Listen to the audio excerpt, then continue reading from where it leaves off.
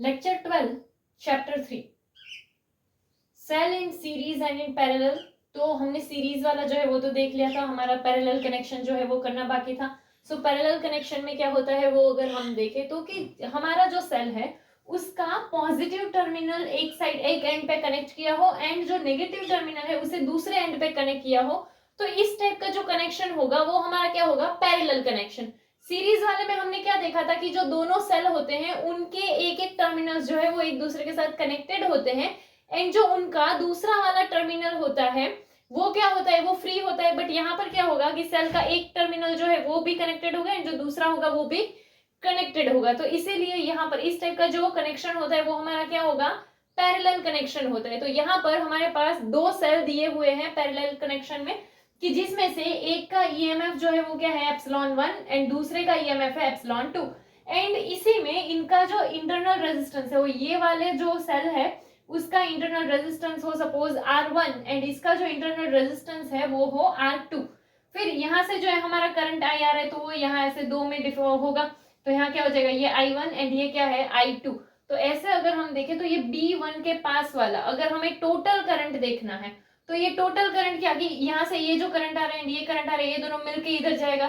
तो यहाँ से ये करंट आया था दो में डिवाइड हुआ था तो एंड यहाँ से वही दोनों जो है वो ऐसा आगे जा रहा है। तो ये I1 एंड ये I2 दोनों मिलके क्या यहाँ पर I बना रहा होगा, तो हम क्या बोल सकते हैं कि I इक्वल्स टू क्या हो जाएगा I1 प्लस I2।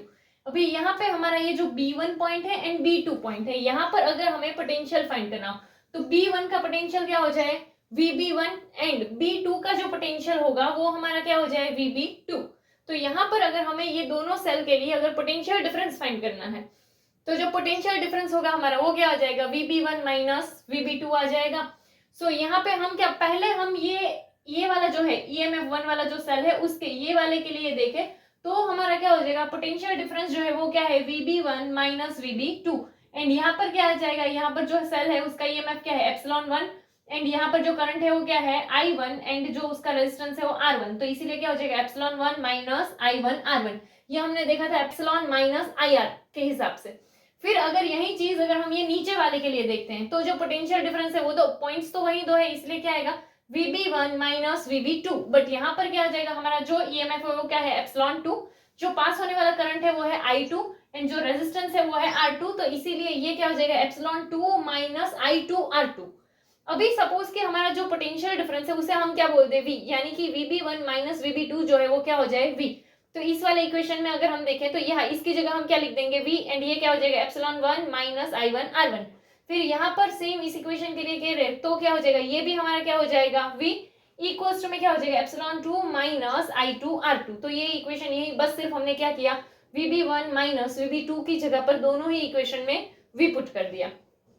अभी यहाँ पर अगर हम देखें हमें I1 एंड I2 चाहिए कि लाइक हमारा जो है अगर हमें इसके लिए करंट फाइंड करना हो तो क्या है I equals to I1 plus I2 है। तो अगर हमारे पास I1 एंड I2 का वैल्यू होगा तो हम इस इक्वेशन में वैल्यू पुट कर सकते हैं।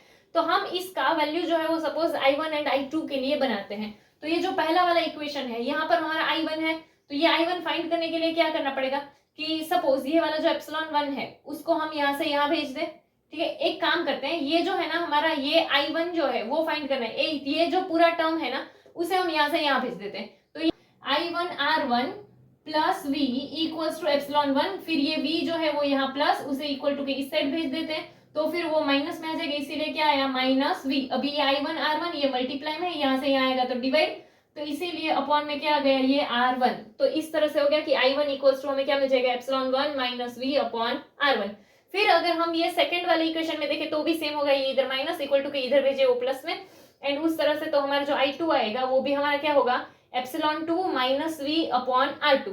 तो यहाँ पर सपोज इसको इक्वेशन 2 बोल देते हैं, ये हो गया इक्वेशन 3। तो ये इक्वेशन 2 एंड 3 का जो वैल्यू है उसे हम इक्वेशन 1 में पुट कर सकते हैं। तो यहाँ पर इसीलिए क्या I1 की जगह पर हम ये वाला पुट कर देते हैं, I2 की जगह पर हमने ये वाली वैल्यू जो है वो पुट कर दी। अभी ये जो R1 है वो क्या ये पूरे के डिनोमिनेटर में है तो हम उसे सेपरेट सेपरेट करके भी लिख सकते हैं। तो ये जो है क्या कि R1 को दोनों के नीचे लिखते हैं तो क्या हो जाएगा एप्सिलॉन 1 अपॉन R1। फिर यहाँ पर क्या था माइनस, ये क्या आ गया V अपॉन R1, फिर क्या है प्लस। तो सेम R2 जो है उसे भी दोनों में नीचे सेपरेट सेपरेट लिख सकते हैं तो क्या हो जाएगा एप्सिलॉन 2 अपॉन R2, फिर यहाँ जो है वो minus and then V upon R2। जो है वही लिखा है, बस ये जो डिनोमिनेटर था तो वो दोनों के लिए भी सेपरेट लिख सकते हैं, तो हमने सेपरेट लिख दिया।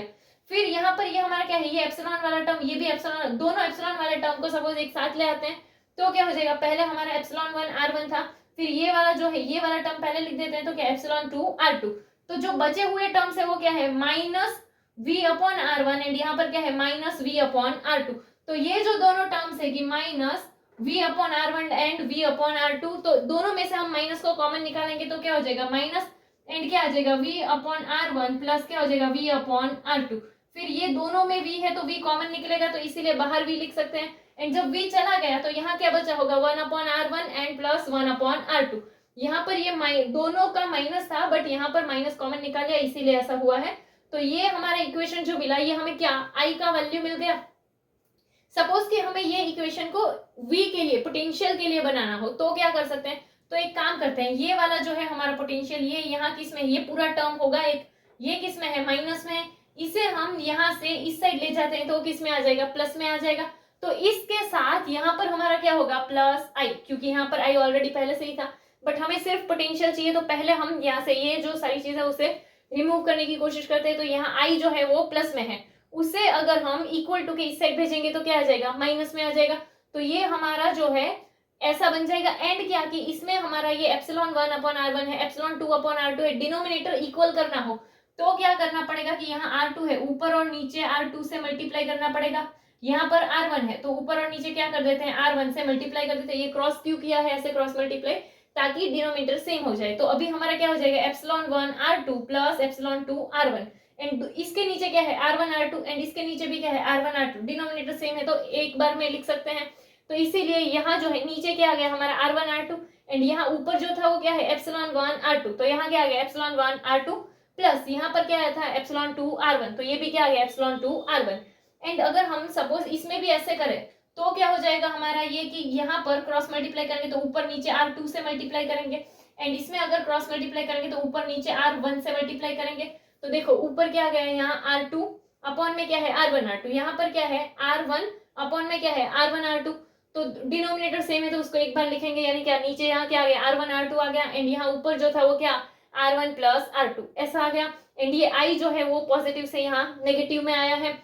चलो तो ये वाला कैसे आया वो पता चला, इसी में से हमारा आया है, फिर उसको यहाँ से इस साइड ले गए थे एंड इसमें भी एलसीएम करके ये रखा था एंड ये i यहाँ पर जो है वो पॉजिटिव में था, फिर उसको यहाँ पर भेजा तो नेगेटिव में आ गया। अभी यहाँ दूसरा कि अगर हमें v चाहिए तो ये पूरा टर्म जो है वो किस में है मल्टीप्लीकेशन में है, उसे इक्वल टू के इस साइड भेजेंगे तो क्या डिवीजन में आ जाएगा। तो ना ये कैसा होगा कि यहाँ पर न्यूमरेटर में तो पहले ये पूरा टर्म है ही ऐसे, फिर ये टर्म जो है वो और ज्यादा ऐसे नीचे आएगा कि यहाँ r1 प्लस r2 होगा एंड अपॉन में क्या आ जाएगा r1 r2। तो यहाँ की ये डिनोमिनेटर का डिनोमिनेटर कहाँ जाएगा न्यूमरेटर चला जाएगा, तो इसीलिए वो r1 r2 जो है वो कहाँ ऊपर आ जाएगा एंड नीचे क्या है हमारा r1 प्लस r2 है। एंड ये वाला टर्म तो ऑलरेडी था तो इसको ऐसे भी तो लिख सकते हैं ना कि ये जो है ऐसे, ये अगर ऊपर गया है यानी हम ऐसा बोल सकते हैं कि रेसिप्रोकल हो गया। तो इसीलिए यहाँ पर जो था हमारा वो क्या था ऐसा था, तो वो जब इस साइड आया तो वो r1 r2 ऊपर चला गया एंड नीचे हमारा क्या बचा था r1 प्लस r2। तो यहाँ पे अगर हम देखें तो हमारा क्या ये r1 r2 एंड ये r1 r2 जो है वो कट हो जाएगा, बट ये जो हमारा था नीचे वो क्या पूरे के डिवीजन में आया होगा। तो हमने इसके लिए तो देख लिया, बट वो i के नीचे भी होगा एंड i के नीचे भी क्या ऐसा ही होगा कि चलो ऊपर i है एंड नीचे ऐसा है, तो ये डिनोमिनेटर का डिनोमिनेटर यहाँ पर भी क्या न्यूमरेटर में जाएगा, तो इसीलिए यहाँ पर भी ऐसा ही होगा कि r1 r2 ऊपर आ गया एंड नीचे क्या है r1 प्लस r2। तो ये हमारा इस तरीके से आ गया होगा एंड ये r1 r2 एंड ये r1 r2 वो तो कैंसिल हो गया। तो यहाँ पर जो बचा वो क्या है तो कि एप्सिलॉन 1 r2 एंड यहाँ ये जो है वो क्या plus epsilon 2 r1 and upon में ये तो कैंसिल हो चुका है, तो यहाँ पर क्या आया हमारा r1 प्लस r2, देन यहाँ पर क्या है माइनस i एंड ये जो है वो क्या है r1 r2 अपॉन में क्या आ गया r1 प्लस r2। सपोज कि इसको जो है वो हम क्या कर देते हैं इक्वेशन 4। नेक्स्ट हमें ये इक्वेशन मिला है। अभी अगर हम ऐसा सोचे कि जो हमारा ईएमएफ है सेल का, वो ईएमएफ जो है वो क्या हो एप्सिलॉन इक्विवेलेंट के हिसाब से एंड जो हमारा इंटरनल रेजिस्टेंस हो जाए वो आर इक्विवेलेंट हो, तो हमें B1 एंड B2 के बीच का जो पोटेंशियल मिलेगा वो हम क्या बोल सकते हैं V equals to epsilon equivalent minus IR equivalent हो जाएगा। सो इसको अगर हम इक्वेशन 5 बोल दें एंड अगर हम ये दोनों ही इक्वेशन को कंपेयर करते हैं कि यहाँ पर जैसे एप्सिलॉन इक्विवेलेंट है तो यहाँ पे ये वाला टर्म है, तो हम ऐसा बोल सकते हैं कि ये दोनों क्या होंगे, इक्वल। सो हम ऐसा बोल सकते हैं कि epsilon equivalent equals to epsilon 1 R2 plus epsilon 2 R1 upon में R1 plus R2। And same चीज अगर हम यहाँ कंपेयर करें कि I के साथ क्या है, R इक्विवेलेंट, तो यहाँ I के साथ ये जो पूरा टर्म है ये क्या R इक्विवेलेंट के इक्वल होगा, ऐसा बोल सकते हैं। तो इसीलिए ये क्या हो जाएगा हमारा R equivalent equals to R1 R2 upon में R1 प्लस R2। ये हो जाएगा, सिर्फ इस इक्वेशन को इस इक्वेशन के साथ कंपेयर किया है। तो अगर हम ये जो हमारा इक्वेशन 6 एंड इक्वेशन 7 है, इन दोनों को अगर हम यूज करें तो हम क्या बोल सकते हैं, वो पहले तो यहाँ पर हमारा क्या है, ये एक ऐसा इक्वेशन मिल सकता है। ये जो इक्वेशन है ये क्या हमारा 1 upon R equivalent equals to क्या है 1 upon R1 plus 1 upon R2। तो यहाँ पर इसको क्रॉस मल्टीप्लाई करेंगे तो यहाँ पर ऊपर नीचे किससे R2 से मल्टीप्लाई कर देंगे, एंड यहाँ ऊपर नीचे किससे R1 से मल्टीप्लाई कर देंगे, तो ये क्या हो गया R2 plus R1, and upon में क्या हो जाएगा, डिनोमिनेटर दोनों का सेम होगा तो उसको एक बार लिख सकेंगे, इसीलिए क्या R1 R2 हो जाएगा। बट ये क्या है 1 अपॉन आर इक्विवेलेंट है, इसका रेसिप्रोकल, लाइक कि अगर हमें आर इक्विवेलेंट चाहिए तो इसका रेसिप्रोकल करेंगे एंड इसका भी रेसिप्रोकल हो जाएगा, तो क्या आ जाएगा हमारा R equivalent equals to R1 R2 upon में R1 प्लस R2।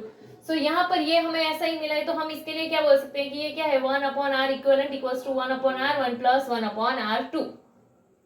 सेम चीज अगर हम यहाँ पर ये दोनों इक्वेशन अगर लेते हैं, तो अगर इन दोनों का रेशियो ले तो क्या होगा हमारा कि एप्सिलॉन इक्विवेलेंट अपॉन में क्या है आर इक्विवेलेंट। तो एप्सिलॉन इक्विवेलेंट के लिए अगर उसका ये जो वैल्यू है वो हम पुट करते हैं तो वो क्या आएगा epsilon 1 R2 plus epsilon 2 R1 upon में R1 प्लस R2। एंड उसके अपॉन में ये क्या है आर इक्विवेलेंट है, आर इक्विवेलेंट का वैल्यू अगर हम लेंगे तो आर इक्विवेलेंट हमारा क्या है, तो R1 R2 अपॉन में क्या है R1 प्लस R2। अभी ये डिनोमिनेटर का डिनोमिनेटर है तो ये कहाँ न्यूमरेटर में जाएगा एंड ये कहाँ जाएगा नीचे जाएगा, या तो डायरेक्टली भी ऐसे कट कर दोगे तो हो जाएगा। तो ये हमारा बचेगा क्या, तो ये जो आएगा हमारा वो क्या है epsilon 1 R2 plus epsilon 2 R1 upon में क्या आया है हमारा R1 R2, इतना बचा है। सो यहाँ पे क्या होगा हमारा कि ये जो डिनोमिनेटर है इसको दोनों के लिए सेपरेट सेपरेट भी लिख सकते हैं, तो हम क्या लिख सकते हैं कि एप्सिलॉन 1 R2 अपॉन में R1 R2 plus epsilon 2 R1 upon में क्या हो जाएगा R1 R2। तो ये R1 R1 कट हो जाएगा, यहाँ पर भी R2 R2 कट हो जाएगा, तो क्या हो जाएगा यहाँ पर एप्सिलॉन 1 अपॉन R1 एंड यहाँ पर क्या है एप्सिलॉन 2 अपॉन R2। तो यहाँ से हम क्या बोल सकते हैं कि epsilon equivalent upon R equivalent जो होगा हमारा वो क्या आएगा epsilon 1 upon R1 plus epsilon 2 upon R2। यहाँ पर अगर हम देखें तो हमने क्या देखा है कि हमारे पास दो सेल थे एंड वो दोनों सेल के लिए क्या किया था हमने, तो उसका जो पॉजिटिव टर्मिनल था उन्हें साथ में ज्वाइन किया था। लाइक पैरेलल में हमने ऐसा किया था कि लाइक चलो यहाँ पर हमारे पास ऐसे दो सेल थे, ठीक है, एंड इन दोनों सेल को जब कनेक्ट किया था तो क्या ये दोनों का पॉजिटिव टर्मिनल जो है उसे एक साथ कनेक्ट किया था। सेम वे दोनों के नेगेटिव टर्मिनल को भी हमने एक साथ कनेक्ट किया था। अगर हम ऐसा नहीं करते हैं इसका उल्टा करते हैं तो यानी कि हमारा ये जो पॉजिटिव टर्मिनल है, ठीक है, उससे हम क्या करते हैं यहाँ नेगेटिव टर्मिनल के साथ करते हैं, यानी यहाँ पॉजिटिव एंड यहाँ पर क्या है ये नेगेटिव, यहाँ पर भी सेम तो ऐसा ही हो जाएगा, ये पॉजिटिव है तो ये नेगेटिव वाला टर्मिनल है। तो ऐसे टाइम पर जो हमारा दूसरा वाला सेल है उसके लिए हम एप्सिलॉन 2 लेंगे तो वो क्या हो जाएगा माइनस एप्सिलॉन 2 आ जाएगा। जैसे इसमें क्या था कि इसका एप्सिलॉन 1 एंड इसका एप्सिलॉन 2, तो इसमें भी इसका एप्सिलॉन 1 होगा इसका एप्सिलॉन 2, बट यहाँ पर ये टर्मिनल चेंज हुआ है तो वो क्या हो जाएगा माइनस एप्सिलॉन 2। तो अगर हमारे पास n नंबर ऑफ सेल्स हुए, ये तो यहाँ पर दो सेल के लिए देखा, बट सपोज कि ऐसे बहुत सारे n नंबर ऑफ सेल्स होंगे, तो हम क्या बोल सकते हैं कि वो जो सारे n नंबर ऑफ सेल्स है उसके लिए जो हमें टोटल इंटरनल रेजिस्टेंस मिलेगा वो क्या हमारा 1 अपॉन आर इक्विवेलेंट जो होगा वो क्या, तो कि जितने भी हमारे सारे इंटरनल रेजिस्टेंस है उन सबके रेसिप्रोकल के सम के इक्वल मिलेगा। तो जैसे ये जो है 1 upon R1 plus 1 upon R2 ऐसे कंटिन्यूअसली n तक होगा एंड उन सबका क्या करेंगे प्लस, तो हमें जो है ऐसे 1 अपॉन आर इक्विवेलेंट मिल जाएगा।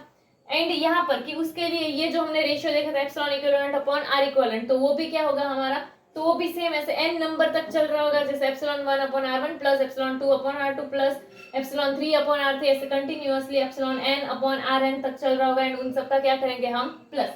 तो यहाँ तक के लिए क्लियर है। अभी अगर सपोज कि हम कोई स्पेशल केस देखते हैं, स्पेशल केस यानी क्या कि अगर हमारे पास ये दोनों सेल है, इन दोनों सेल का जो ईएमएफ हो वो सपोज कैसा हो सेम हो एंड इन दोनों का जो इंटरनल रेजिस्टेंस हो वो भी कैसा हो सेम हो, सो अगर इन दोनों का ईएमएफ सेम होगा तो हम क्या बोल सकते हैं कि एप्सिलॉन 1 एंड एप्सिलॉन 2 दोनों ही क्या होंगे, एक दूसरे से इक्वल होंगे। सेम वे दोनों का जो रेजिस्टेंस, इंटरनल रेजिस्टेंस अगर इक्वल है ऐसा बोलते हैं तो हम क्या बोल सकते हैं कि R1 इक्वल्स टू क्या होगा, R2। तो जैसे यहाँ पर epsilon 1 equals to epsilon 2 equals to क्या हो गया, एप्सिलॉन। एंड यहाँ पर क्या हो जाएगा, R1 equals to R2 equals to क्या होगा, R। एंड यहाँ पर कि हमने एप्सिलॉन इक्विवेलेंट जो है उसके लिए एक फॉर्मूला तो देखा है, वो क्या है, epsilon 1 R2 plus epsilon 2 R1 upon में R1 प्लस R2। तो यहाँ पर अगर हम ये वाला वैल्यू पुट करेंगे तो एप्सिलॉन 1 को हम क्या लिख सकते हैं, एप्सिलॉन लिख सकते हैं, R1 को भी क्या लिख सकते हैं, R लिख सकते हैं, प्लस एप्सिलॉन 2 R1 है तो उसे भी क्या लिख सकते हैं, एप्सिलॉन R अपॉन में क्या हो जाएगा, यहाँ हमारा R1 प्लस R2 है तो वो क्या R प्लस R लिख सकते हैं, क्योंकि R1 एंड R2 जो है वो इक्वल है। एंड यहाँ पर भी एप्सिलॉन 1 एंड एप्सिलॉन 2 कैसा था, इक्वल था। तो यहाँ पर अगर अभी हम देखें तो ये क्या है, एप्सिलॉन R एंड ये भी क्या है, epsilon R। Epsilon R plus epsilon R क्या हो जाएगा, 2 एप्सिलॉन R। एंड यहाँ R प्लस R यानी 2R, तो ये 2 कट हो जाएगा, R कट हो जाएगा, तो ये हमारा आंसर क्या आएगा, एप्सिलॉन आएगा। यानी कि जो इसका एप्सिलॉन इक्विवेलेंट आएगा वो हमारा क्या होगा, एप्सिलॉन। तो स्पेशल केस के लिए हम क्या बोल सकते हैं कि जब भी उसका ईएमएफ जो है वो इक्वल हो एंड सबका इंटरनल रेजिस्टेंस भी इक्वल हो एंड उसको अगर हमने पैरेलल में कनेक्ट किया है तो जो उसका ईएमएफ होगा वो इंडिविजुअल सेल के ईएमएफ के इक्वल होगा। यहाँ पर ये जो पूरा हमने देखा है वो सेल्स का पैरेलल कनेक्शन देखा है।